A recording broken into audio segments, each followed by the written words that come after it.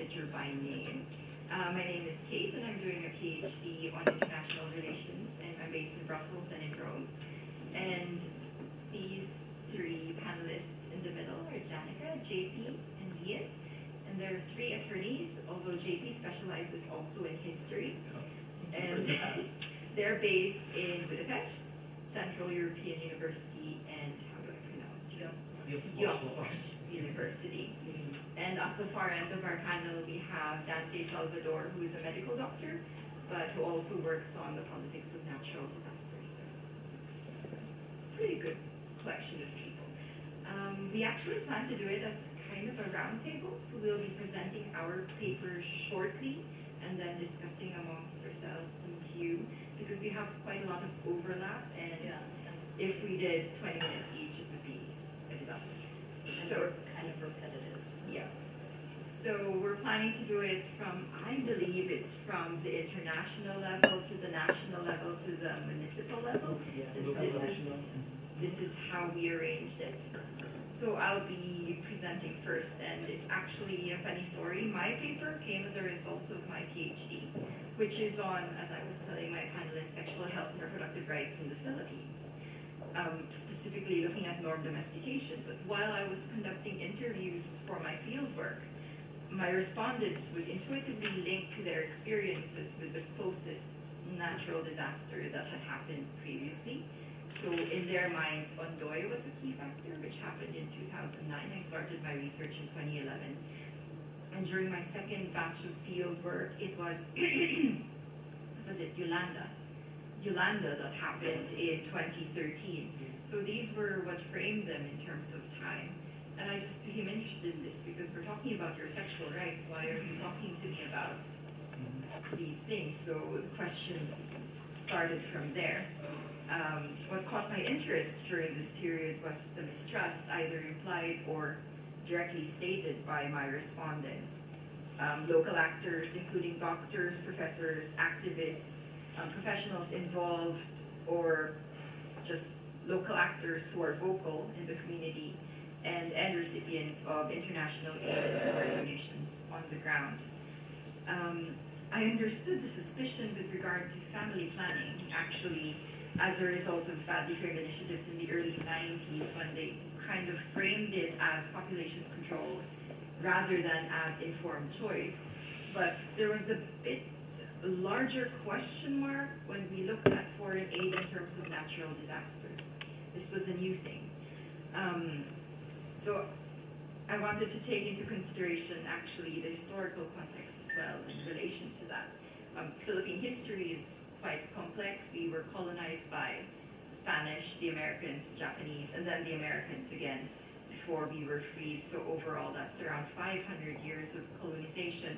Starting from 1565, there was no Philippines before that. And throughout all these almost 500 years of continuous occupation, there was also continuous resistance.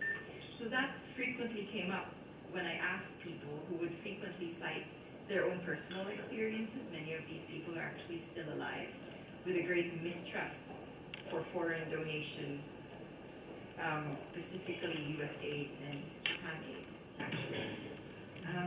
When I was at the EACA in Brussels last year, which is actually where I'm based now, we had an international forum on natural disaster resilience and response in Southeast Asia.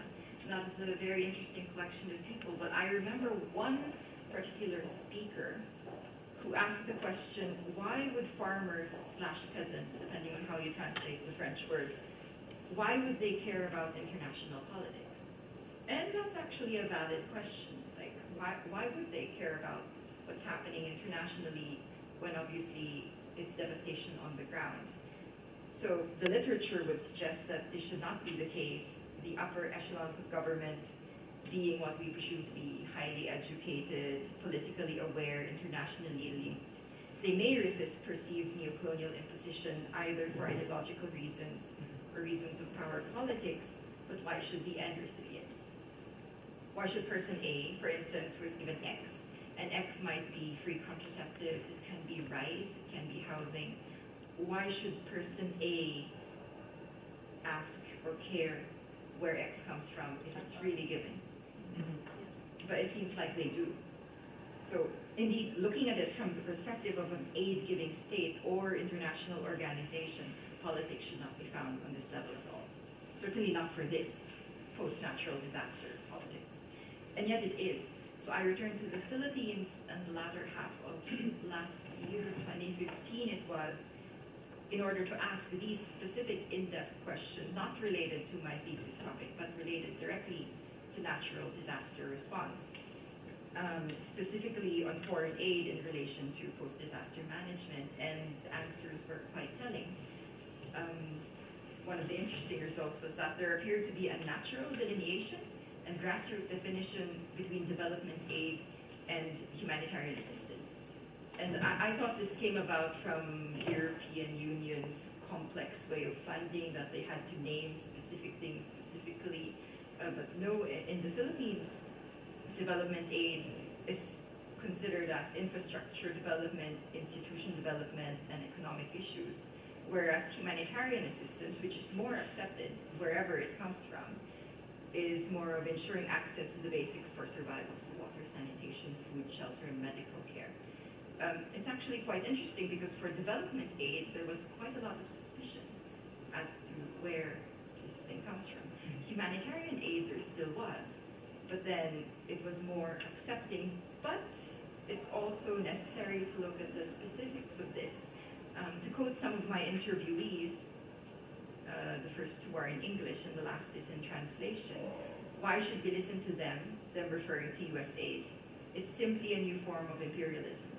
This is from one of the local activists in Tacloban. A second interviewee said, "We do not accept money from US aid, otherwise no one will come to us." This is one of the local administration heads of the City Health Office of Manila. My third interviewee, one of the third quotations is that, this is after I informed them of the top aid donors to the Philippines over the past few years. Tama nga naman. I don't know how to translate that. That's right. Yeah. That's just. Japan should give us money as they cause so much devastation. It is right. This is from Cebuano, immediately post-floods in 2014, I believe. So, I mean, at this point, I must emphasize that my research does not deal with issues of transitional justice, which I find really, really interesting. It's a topic that I'm interested to explore further in this context, maybe in the future. But at this point, this paper only presents the idea that the politics of foreign aid on the local level, even in the aftermath of natural disasters, is more complex than we would think. I also want to note the fact that this is not an isolated phenomenon. There's a growing movement worldwide regarding the redress of the colonial legacy. I know not many people are sympathetic towards it, but it does exist. It goes from recognizing historical injustices to dismantling cultural artifacts of colonialism to, and here in Oxford, changing Eurocentric curriculums. The Rhodes Must Fall movement, which started just last year in Cape Town, has actually spread to many universities, including this one. Again, Cecil Rhodes, who was a renowned imperialist, racist. He actually has a statue in one of these buildings that the Rhodes Must Fall movement requested or demanded to be taken down in respect for the many injustices that he committed. Although, to my knowledge, as of recently this year, Oxford said no, it would not be taken down, it would remain up.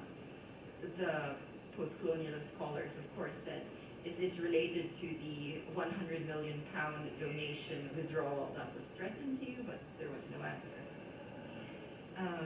In the Philippines, whether or not one subscribes to the idea that this post-colonial thought is a powerful one, it cannot be denied that many do, including myself.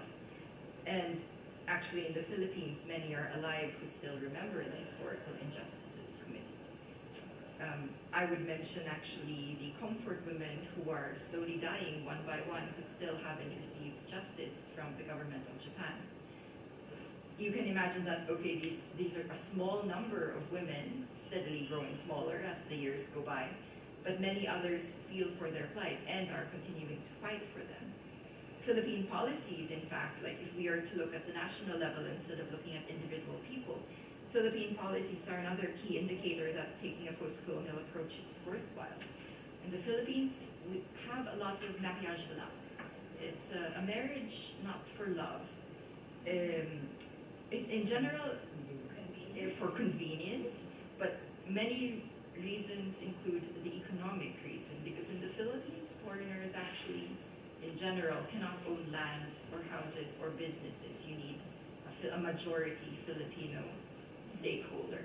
So in general, many businessmen marry a Filipino woman in order to control the business and have a location in the Philippines. It's actually very funny because last year the Philippines is ranked 7th on the Global Gender Index, by the World Economic Forum, which measures gender equality in 145 countries. We are 7th after, of course, the usual Iceland, Norway, Sweden, Finland, etc. So you would think that gender equality in the Philippines is quite high, but one of the statistics they use is female business owners. And looking at Philippine natural legislation and what we know on the ground, that seems to be a statistic that needs to be examined further. Like, you can't take it at face value. And for myself, as a sexual health and reproductive rights researcher on the Philippines, we are not 7th in terms of gender equality in the world. No, we're far from it. So relating this to aid, there are many paths we can take that have yet to be explored in terms of research. Perhaps the one thing that I will mention here is to not take the approach of Tony Abbott, who left the Indonesians extremely angry in 2015, when Abbott directly stated that they should remember the aid that Australia gave after the 2004 tsunami by sparing 2 Australian men on death row for drug smuggling. The response, of course, was #points for Australia, in which the Indonesians sought to return the 1 billion Australian dollars or $500 million British pounds to Abbott, which was given as aid after the tsunami, which in fact left more than 200,000 Indonesians dead or missing. Indonesia is also a former colony. They were colonized by the Dutch and by the Japanese as well during World War II. And similarly, as a result, they have extremely strong nationalist and post-colonial tendencies. This was a wrong move that should not be repeated. And the politics of climate change actually make it worse. Now, this is a field that's being studied in the Philippines as well. And we have reached a global tipping point in terms of climate change, resulting in extreme natural disasters happening almost yearly, predominantly because of the larger emitting countries. This is interesting. Such as the USA, Australia, Canada, Saudi Arabia, if we look at it in terms of kilotons of emissions per capita as well. We will include bulk kiloton emissions, then we can include China, India, Japan, and there's one more, Russia, I think. In the global top 40 emitting countries, only Indonesia, Malaysia, and Thailand appear from Southeast Asia. The Philippines has only produced 0.87 metric tons of emissions in 2010. That's the latest data that we have. We're not even on the list. We're so far down that we're not on the list. In comparison, the USA produced 5,334,000 kilotons. Japan produced 1,278,000 kilotons. In fact, it's the top 10% that produce 70% of the global emissions in the world. And if we look at it over a longitudinal study, it's, let's say, the developed countries, for lack of a better term, that have produced more than 90% over the past 50 years compared to the other countries.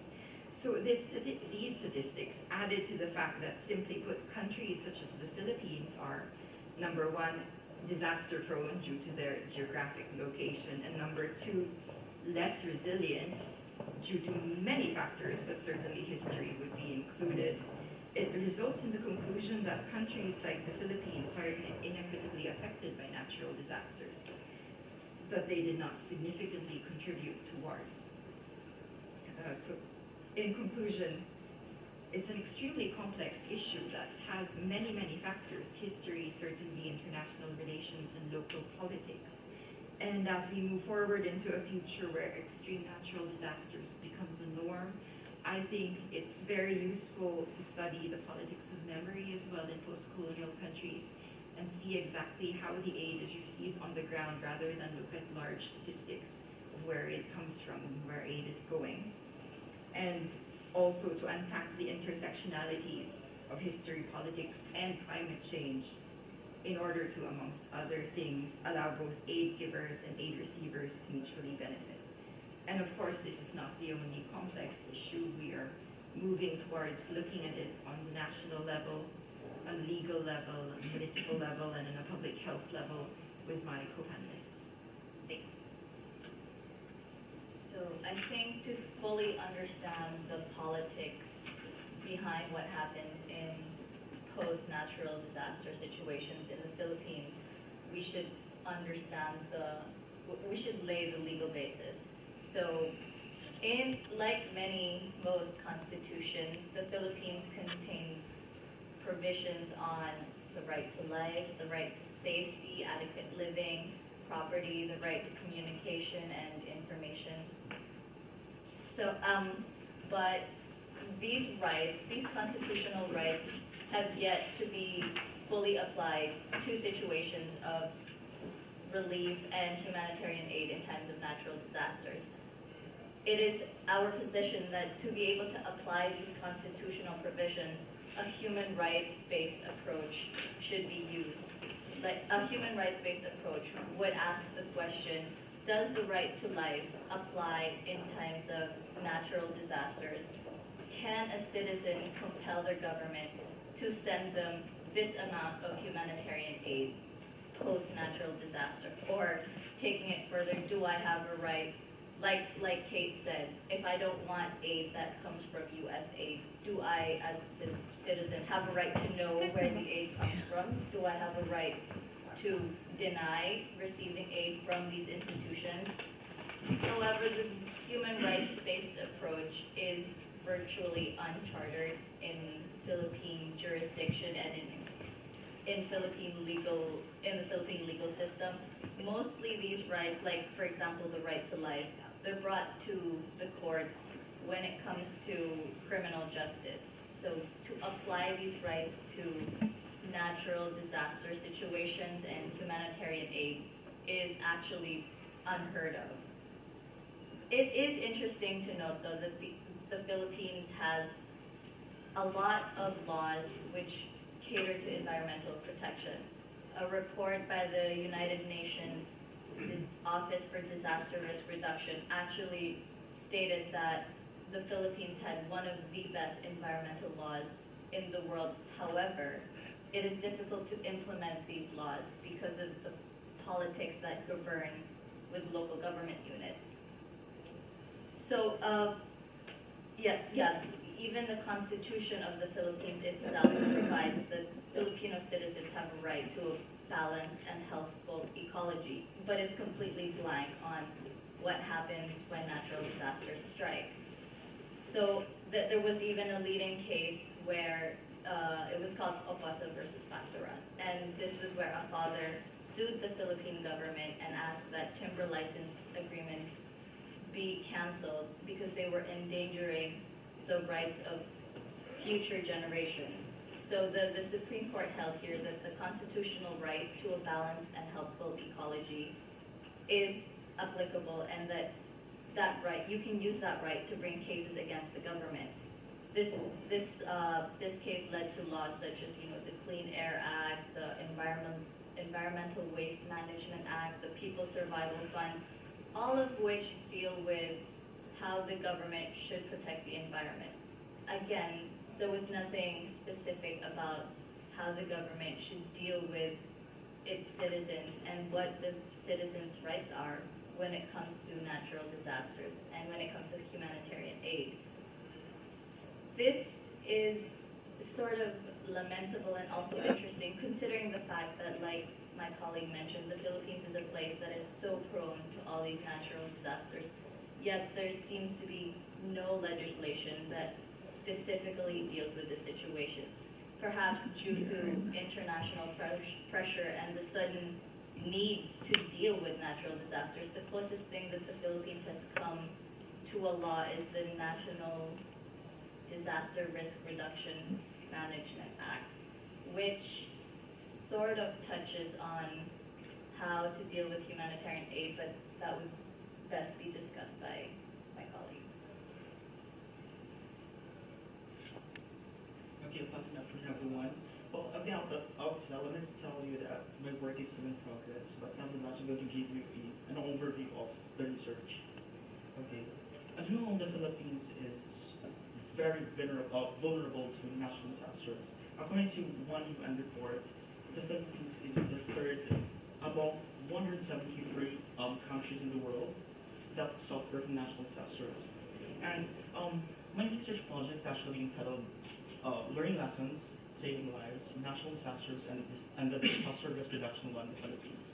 So primarily, the research project is hinged on three objectives. One, to just give a short overview of the evolution of the laws that were enacted by the Philippine Congress throughout the history of the Philippines. And secondly, to evaluate or assess the Philippine disaster risk and management law in the light of certain things that I'm going to shed light on. And lastly, I'm going to give you my own views on how the Philippine Disaster Risk and Management Act of 2010, this was actually passed in May of 2010 by the Philippine Congress, on how this law maybe sort of implemented in a way, and how it affected the large majority of Filipinos who were victimized by natural disasters in the Philippines. Okay, as we all know, the Philippines again is at risk of natural disasters. In fact, in one study by one author that I cited in my paper, the Philippines is at the top most of all the ASEAN countries, meaning the Association of Southeast Asian countries in the world, in the region. Is at the top most of all the countries that are most vulnerable to natural disasters. Okay, the Philippines actually did not enact a law until 2010. There was a law which was passed by the Batasang Pambansa. It's called Presidential Decree 1566. But what's interesting about this law is that it's more on post-disaster, on the development of dams and stuff like that. But it not really tackle the pre and post-disaster management program. So it was only in 2010. So from 1978 up until 2010, the controlling law was PD 1566. It was only in 2010 that the new law was enacted by the Philippine Congress. So you see the tiny difference in terms of coming up with new law in the implementation of natural disaster risk reduction management. Okay, let me just tell you some of the salient points of the Philippine Disaster Risk Reduction Act. Okay, what's interesting about this act is that it's proactive, meaning it does not only cater to post-natural disaster management. It also emphasizes pre-disaster risk management, meaning there's that factor of preventing hazards and risks compared to, say, the PD 1566, which was post-disaster risk management. And one interesting, I'm not going to delve into the nitty-gritty details of the law because the law is actually composed of 29 provisions and it's quite a lengthy law. And if you're going to look at the IRR of implementing rules and regulation, it's also quite lengthy. But in any case, just to give you a gist of the law, these are just some salient points. One is that it's proactive. It is not reactive. In other words, not reactive. It does not only cater to, again, as I said before, post-disaster management programs. Okay. Another interesting thing about the law is that in terms of in terms of the implementation of the policies set down by the law, there's this what we call the National Disaster Risk Management Council, which provides for the implementation of the law. It's actually composed of different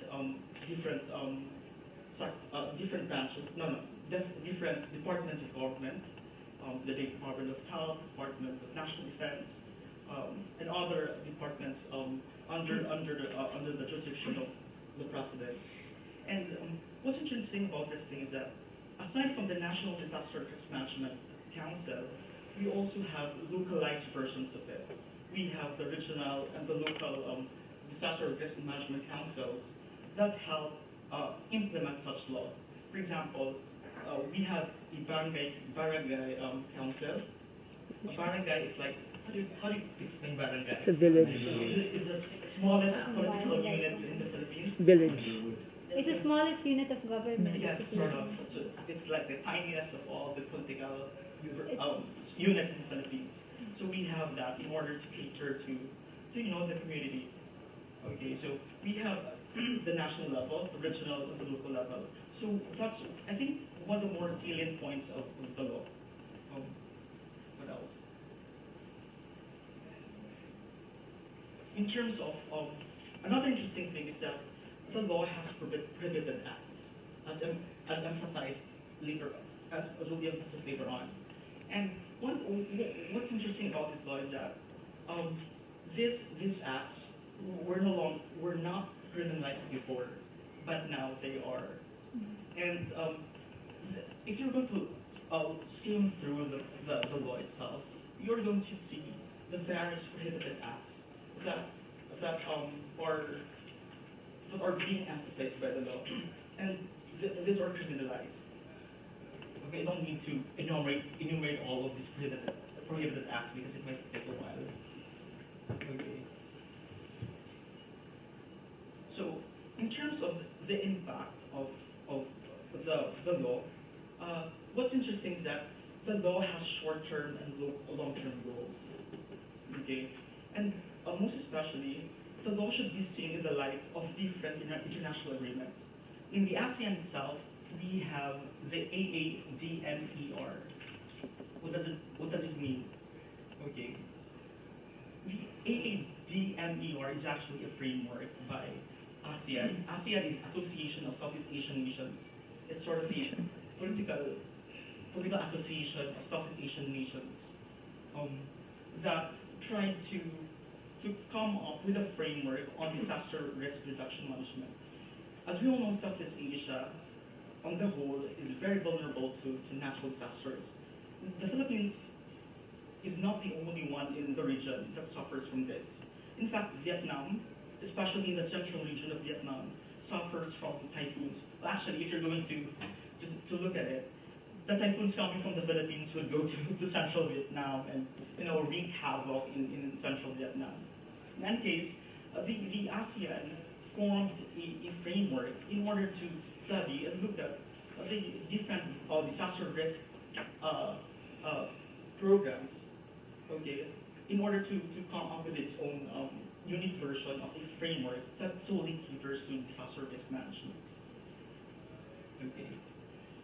So in conclusion, okay, it's important that the Philippine disaster risk management law should be reviewed.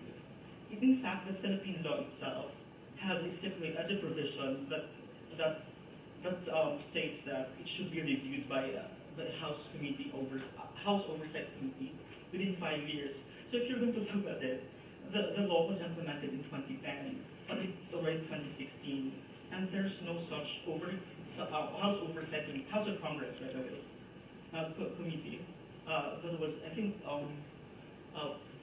set up in order to review the Philippine disaster risk law. So that's about it. Hi, good afternoon. So I'll be delving into the governance issue. Actually, this is an extension. This is the part 2 of our colleague, Ms. Naboy. So I'll be discussing the political side, political dimension of the humanitarian aid process. So in the Philippines, we have to think about what are the problems in the humanitarian aid distribution, dissemination.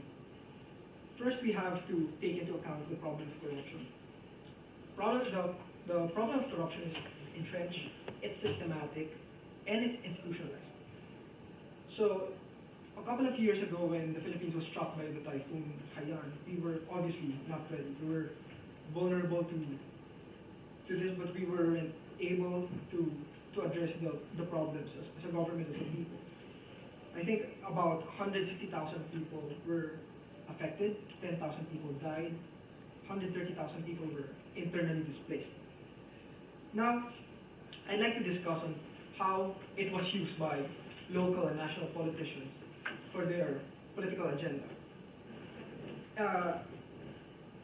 First, they've discussed the legal framework. For me, I don't see like a big problem with the legal framework. It is sound, it is logical, it's a coherent legal framework. However, when it comes to the implementation process, that's always the problem. So I'll give you a concrete example in the Philippines after the typhoon, like when they were releasing goods to the victims. Some of the local politicians, what they did was they put their names, they put labels on the canned goods that were distributed. So you can just imagine a stamp with the face of a local politician or a national politician. And there were even reported cases wherein even a national politician distributed goodie bags with his name on it. You could just imagine how outrageous corruption is in the Philippines. To the point that it has become so normal, it has become part of our culture that we tend not to question it anymore. Like what I said, in cases of natural disaster, there was a paper written in UC Berkeley that natural disasters is a very great opportunity for politicians to politically grandstand. It's a very conducive environment for corruption. Like what I said, the problem is about patronage politics. So patronage politics, in a sense that if you don't support a local politician, then you wouldn't be able to get any kind or any type of form of humanitarian aid. So at that time, like I think there was even there were reported incidents wherein if you're a member of an administration party, or if you're a member of an incumbent of the opposition party, or simply put, you don't support that party, in a sense, you wouldn't be able to get any kind of help from the government. That's one thing. The second part is, the more interesting part is how they actually used it as an election agenda. Like in the presidential, because next month there will be the presidential elections. So now the presidential candidates are using this as an advantage, like reminding the people that at the time of the typhoon Haiyan, they were actually there, but they were helping. They were present. They were giving all sorts or all types of assistance to the people. The problem is that these types of assistance have become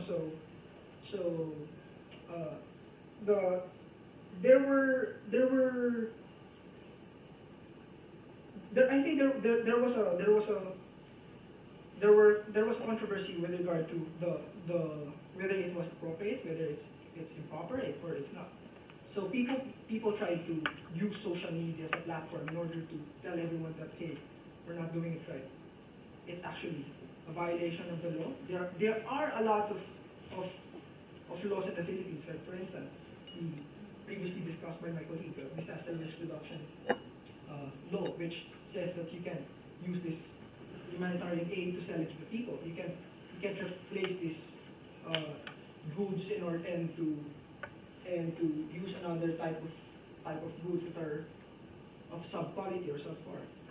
So the thing is whether there has been a backlash on the part of the presidential candidates. Because before, when you come to think of it, whether these type of assistance were effective, I think I could say yes. Like if a person would if a candidate would render any type of assistance to me, then most probably I will vote for him or her, because there's a principle in the Philippines called utang na loob, or in the English translation it means debt of gratitude.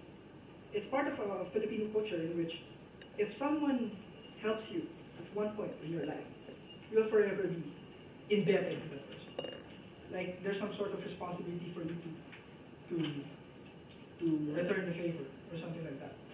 So in this sense, we create a dynamic of giver and the receiver relationship, wherein the people were receiving this from politicians and they think that these politicians were doing them a favor. Well, in fact, it's part of their duties and obligations as prescribed by law. But now, is this kind of relationship, does this still work? I think there's a change in the psyche of the Filipino people, in the sense that people took it in the social media saying that this is improper, this is not right. Now, when more people are legally informed about these activities that are not in accordance with the law, people tend to be, hey, let's not vote for this guy. They tend to be more politically critical. And now, most probably we will see, like the next month we'll see if it has a direct correlation to this matter. So the difference today is that people are fed up. There's more knowledge and they're aware of what's happening around because of social media. And when they're posts on Facebook, on Twitter, Instagram, when they become viral, it's a manifestation of their engagement, like in a political way. So what are the other problems in the governance dimension of this humanitarian aid discourse? One is lack of political will of the national government. If the national government is not serious enough to address these problems, how would you expect the local governments in the lower echelons or the ranking of the government would be able to effect change? Second is that there is lack of accountability.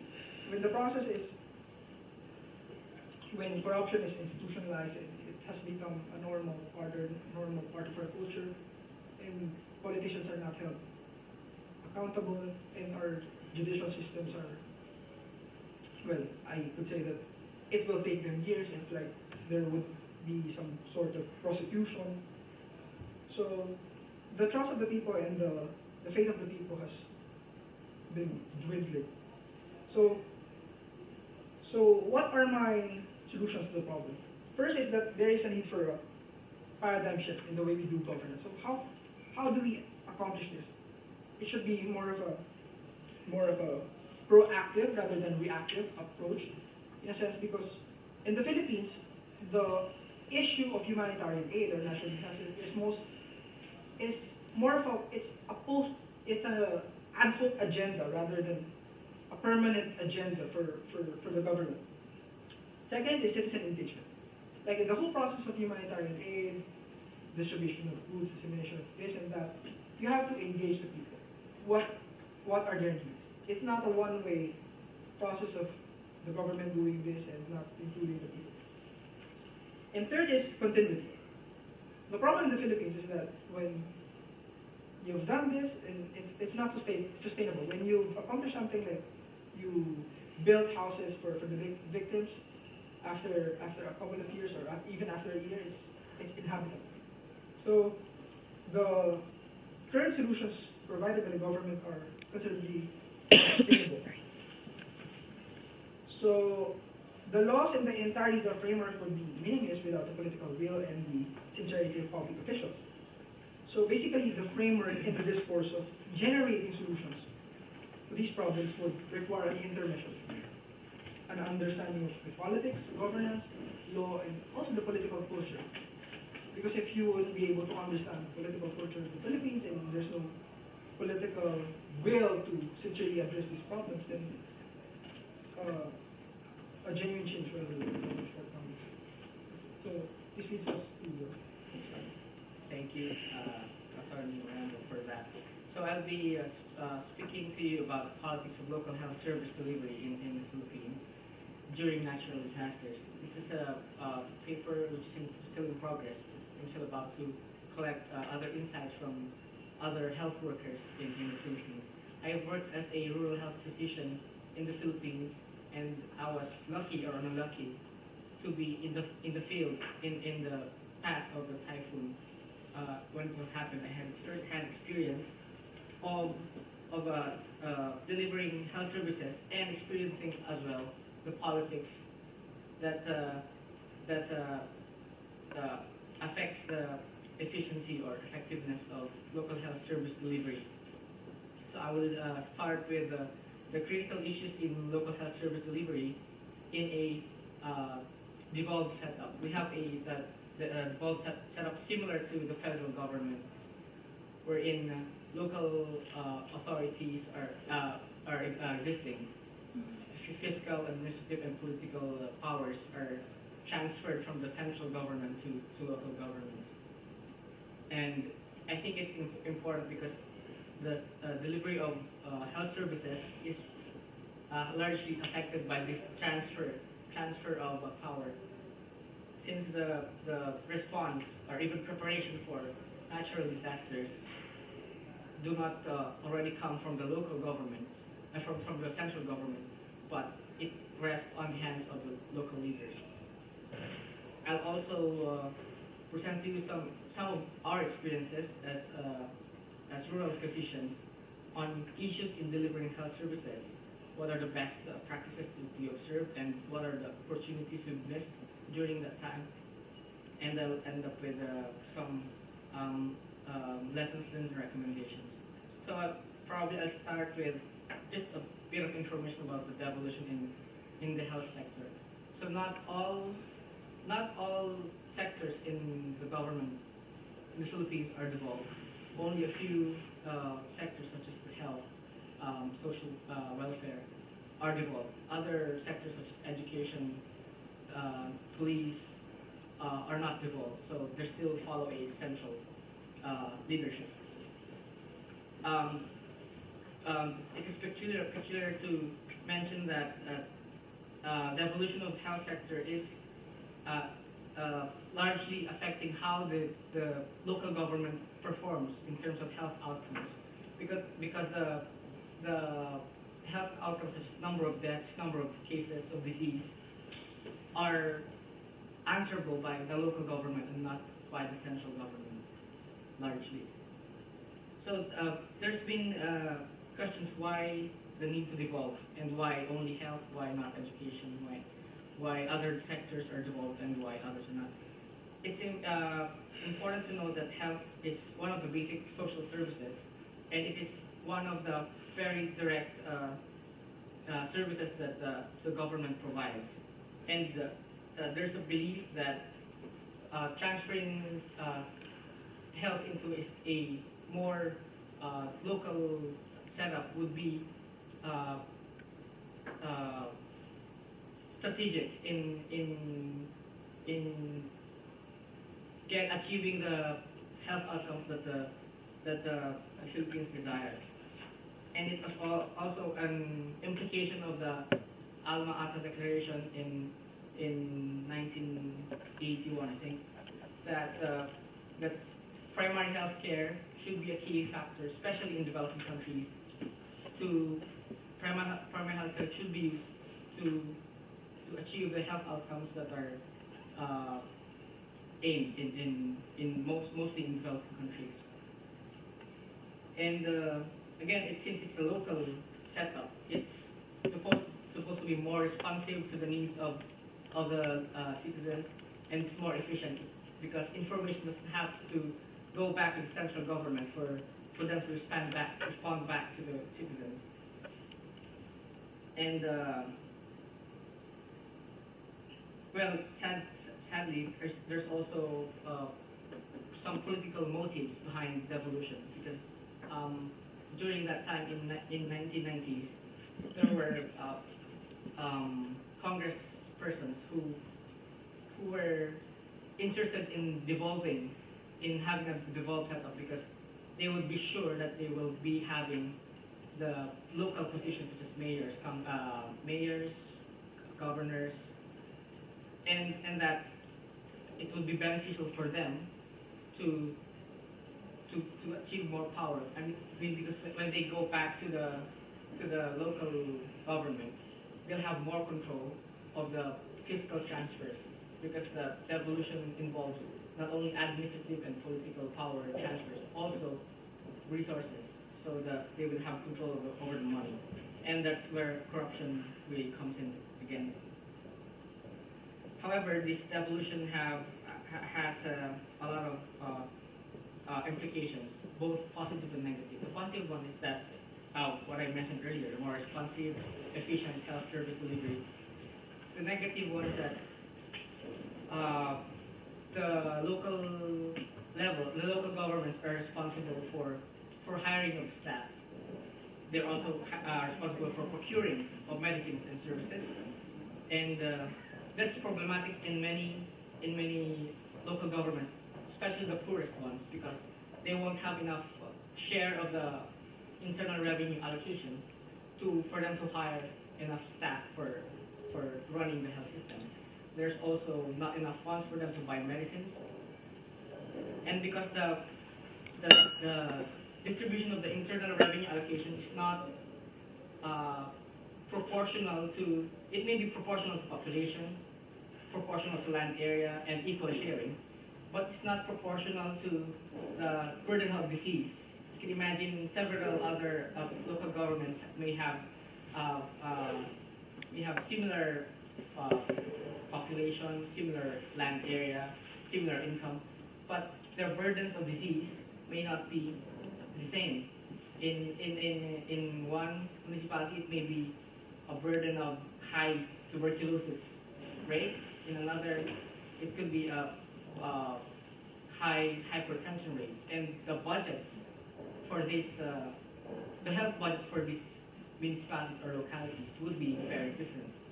And that's where the problem comes in. It may have been beneficial to some municipalities. They may have had surplus of budgets to purchase medicines, to hire staff, but in many localities it was not beneficial. There's other critical issues that surround this, especially in terms of resource allocation and management. There are, of course, the powers are devolved to the mayors, governors. They also have the discretion and the authority to buy or not to buy medicines, to provide services or not. And they also have the discretion to select which people to provide these services to. And that's where also the political motives comes in. They tend to only support those families, or at least a group of people who are supporting them in elections. Although that's not always the case. It's predominant discussion among rural health physicians that I've talked with. It's almost always related to elections. All the government efforts have links with the election and efforts to gain popularity because of the relief goods that are not even coming from the pockets of these politicians. These goods are from the national government, from international humanitarian aid, and these are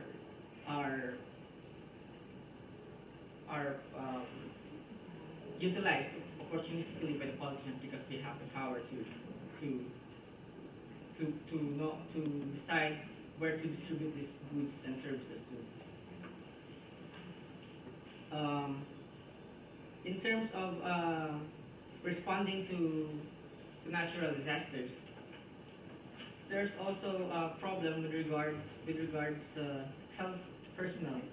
In the Philippines, there's not a lot of health professionals, and most health professionals are in Manila, in the capital. So most of the professionals do not want to practice or do not have jobs in the localities, in the provinces, because one, there's not much incentive for them to go there. The salary is low. There's not much growth for them professionally or academically. While the government has had efforts to increase the health professionals in the local level, well, I have been part of that program to increase because I was employed as a doctor there before. There's not a continuity in that program. There's the absorption rate, or meaning how much of the deployed health personnel actually choose to stay there in the long run. It's less than 10%. And so a lot of municipalities and provinces still do not have permanent health workers, and that's really not good for the local governments, because in terms of in events of natural disaster, no other staff will respond to them. So the health outcomes would be worse for these municipalities. There's also a critical issue is citizens' participation. While there's been a lot of social movements in the Philippines, it's not very uniform among the local governments, and it's really important that the people are involved in, especially in planning for natural disasters, in preparing for it. There's an issue where there are localities where the citizens would not really care, would not believe the local government, telling them to, for example, preemptively evacuate their houses because of the impending disaster. So that's also an issue there. So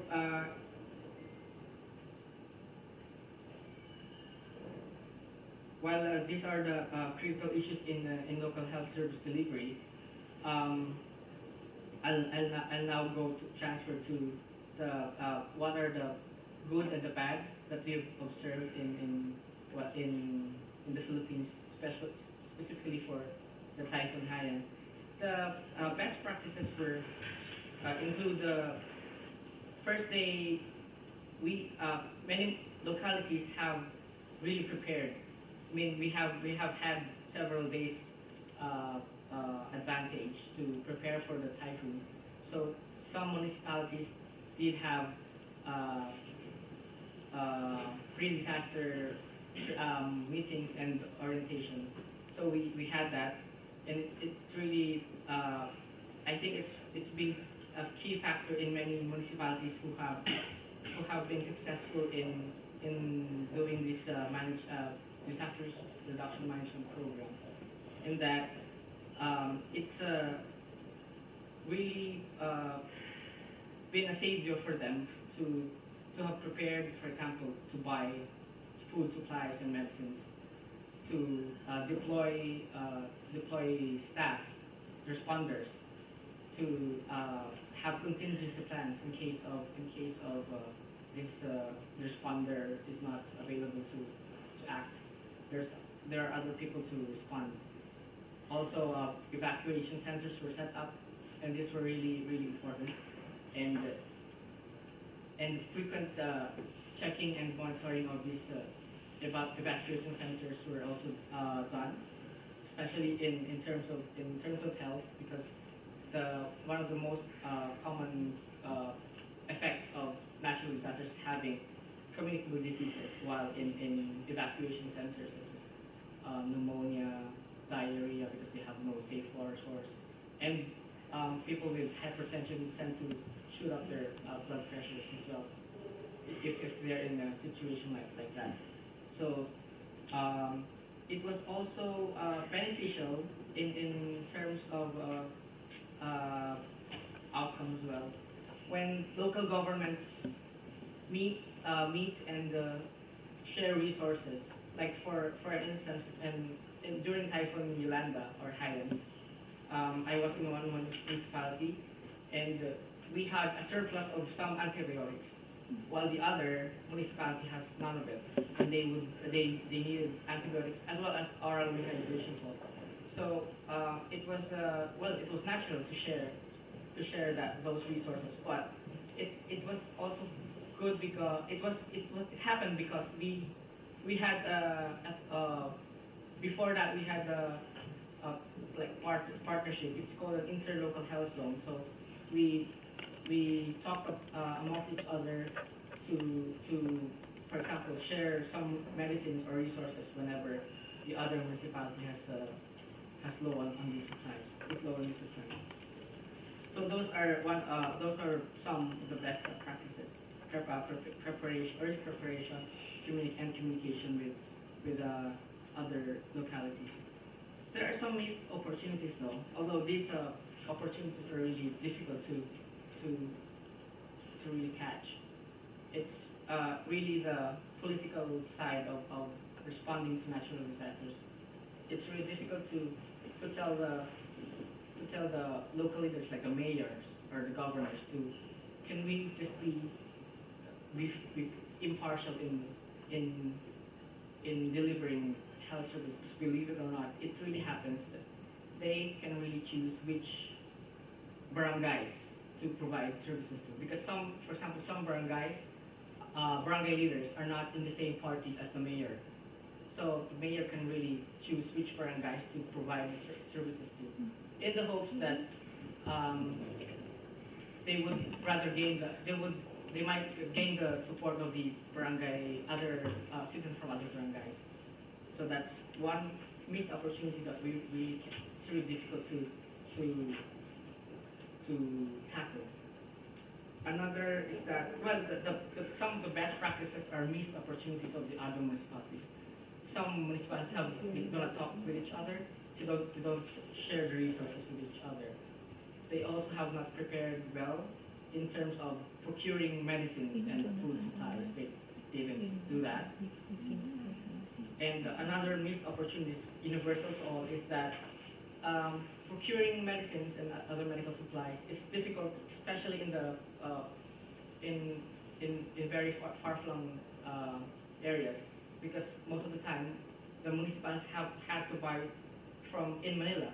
The procuring department in the locality would have to go to Manila to buy those medicines, and especially in times of disaster where transportation communications are really cut, no one can go to Manila to buy this, and there's no supply in the regional area as well. So that's where the problems come in, and the opportunity comes wherein this could be addressed by maybe encouraging suppliers to expand their businesses as well in the regional areas, because actually these localities are still their markets as well, and they would really benefit in selling to these far-flung areas. So those are the missed opportunities, and the transitivity is also where the recommendations would come. I would add in this study the other insights of the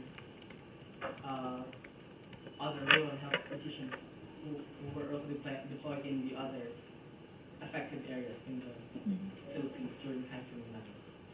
Thank you. Are you not showing the video? I'm gonna show a video of. You might have seen some videos and photos of how bad it was in the Philippines.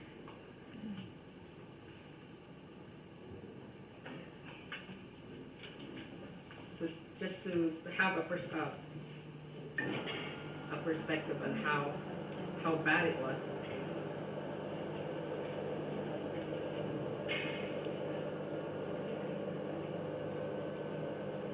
Wait for awkward screen.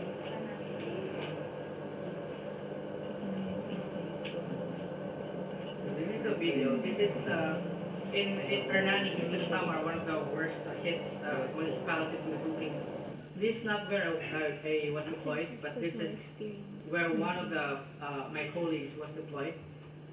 This is 2 weeks after the typhoon. Yeah. So to orient you, these were all full of houses before. Now it's just mostly trees, and the trees were just really almost barely standing. So you can see that these, I don't know, they have, these were asphalt roads. As you can see, a lot of it's destroyed. So it's really difficult to give humanitarian aid there. Government aid is not reaching these areas for months. No one can penetrate this unless they have like more cycles and stuff. And it was really difficult to provide services to these areas. Imagine the health workers in this. Even many of the health workers were not available because their families were also affected, so they can't really respond. These were you can see it's mostly trees, but these were really houses before.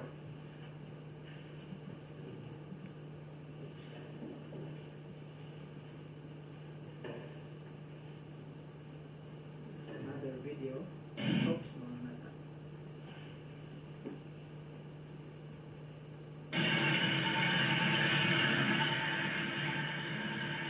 So you can see the set of tents here. It's a problematic because maybe 6, 7 people are sleeping in those tents, and it's a public health problem because communicable diseases are easy to spread in these areas. And yeah, this is 2 weeks post the typhoon, so the roads have been a bit cleared up already in that state. There were no trees already on the streets, and some vehicles can pass through successfully. And I will not be surprised if these tents are only the families where the mayor is supported by these families. So many families may not have these tents because the distribution is